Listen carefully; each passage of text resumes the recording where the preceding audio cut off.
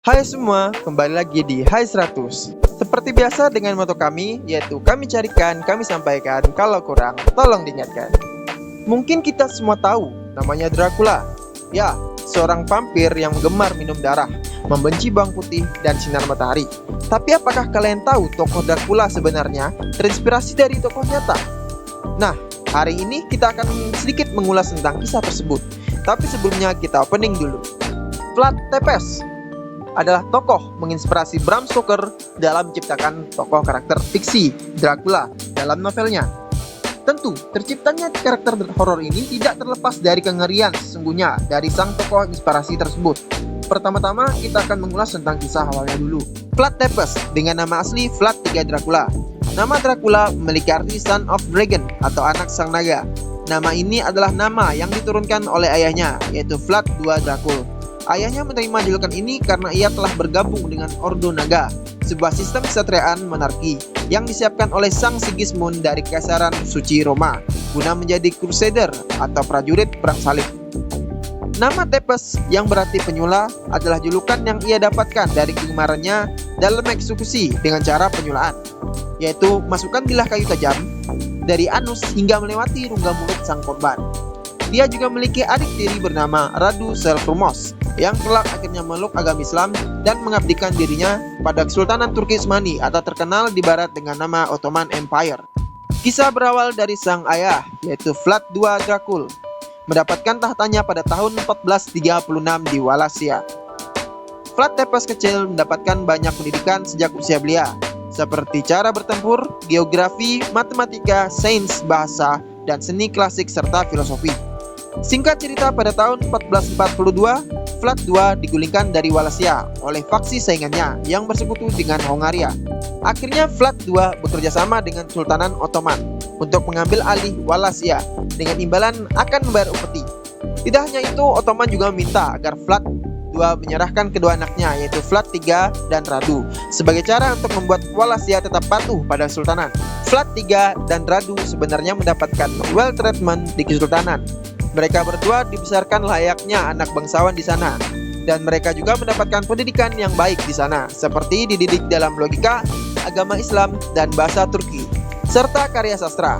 Namun dikarenakan Vlad yang memang sudah membenci Islam dan Kesultanan Turki, akhirnya sering melawan dan berperilaku tidak baik di sana.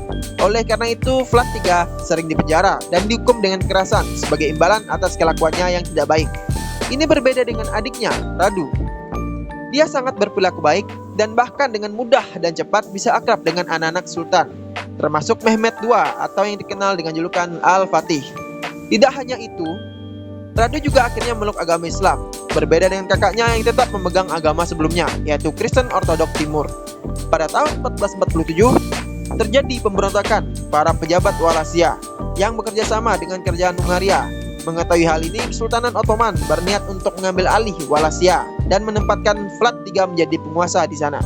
Setelah penyerangan tersebut, Wallachia pun tidak jadi jatuh ke tangan Hungaria. Tapi itu tidak berlangsung lama.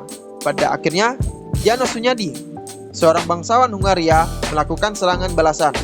Dan akhirnya, Wallachia pun jatuh ke tangannya dan menempatkan Vladislav II dari klan Danesi sebagai penguasa di sana. Vlad yang tahu akan kekalahannya akhirnya kabur ke Moldavia dan meminta perlindungan kepada pamannya, Bogdan II. Setelah terjadinya peristiwa terbunuhnya paman Vlad III ini, akhirnya Vlad pun pergi ke Hongaria. Di sana dia mendapatkan hati dari Hunyadi setelah mengetahui keterampilan dan pengetahuan Vlad tentang seluk-beluk Kesultanan Turki Utsmani yang ia dapatkan saat masih di dalamnya. Akhirnya Vlad pun diangkat sebagai penasihat Hunyadi. Pada tahun 1454 terjadi peristiwa besar, yaitu takluknya Konstantinopel di tangan Turki Utsmani. Saat itu yang menjadi sultan adalah Mehmed II. Setelah itu, Turki pun melanjutkan ekspansinya ke daratan Hungaria. Di saat itu, Hunyadi mulai memfokuskan untuk penyerangan ke Serbia, sedangkan Vlad dan para pengikutnya pergi untuk mengambil alih tanah airnya, yaitu Wallachia, dan membunuh Vladislav II. Setelah dapat memerintah Wallachia, kekejian Vlad pun dimulai. Pertama-tama, Vlad mengeksekusi para bangsawan yang sebelumnya menjabat di masa Vladislav II karena dianggap berkhianat. Banyak bangsawan yang disula, dan beberapa yang masih muda dipaksa kerja untuk membangun benteng dan kastil kerajaan.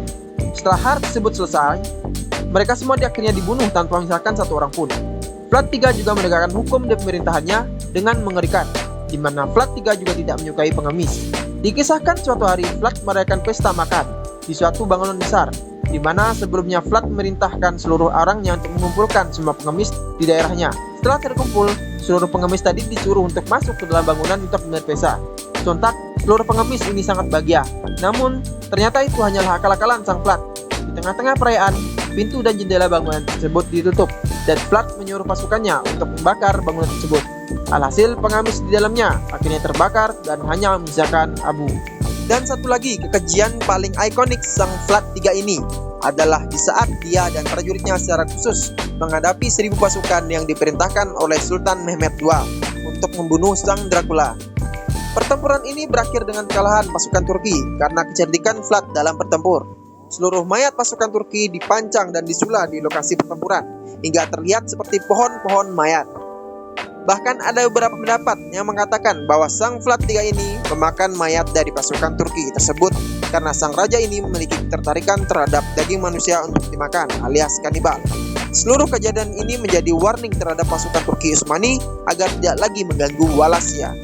Lama-kelamaan kekejian sang Vlad III ini menimbulkan keresahan dan amarah dari Sultan, yang akhirnya Sultan pun menugaskan Radu Selvrumos yang tidak lain adalah adik tiri Dracula itu sendiri untuk melakukan penyergapan. Menurut Sultan, Radu adalah orang terbaik dalam melakukan tugas ini karena dia adalah orang yang cukup memahami lokasi dan medan Wallachia. Karena tidak bisa mengalahkan 9.000 pasukan Radu, akhirnya Vlad III melarikan diri ke Hungaria dengan harapan mendapatkan pertolongan.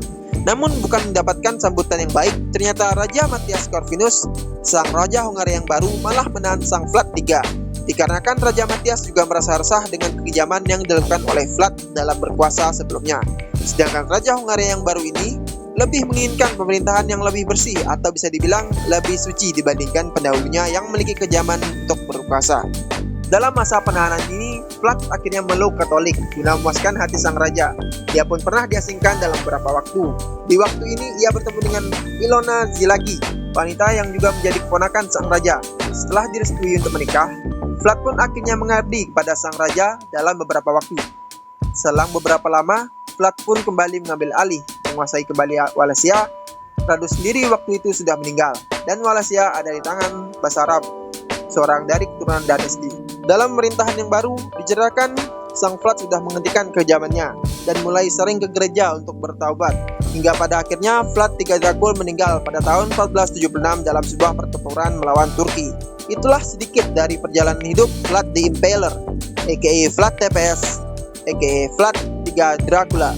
Kisah kekejiannya seakan tidak bisa dihapuskan dari sejarah. Sosok inilah juga menginspirasi tokoh fiksi horor vampir Dracula. Oke kawan-kawan, terima kasih telah menonton video ini. Terus support dengan cara like dan share video kami agar kami bisa selalu menemani hari-hari Anda. Selalu ingat moto kami carikan, kami sampaikan, kalau kurang tolong diingatkan. Sampai jumpa di video berikutnya.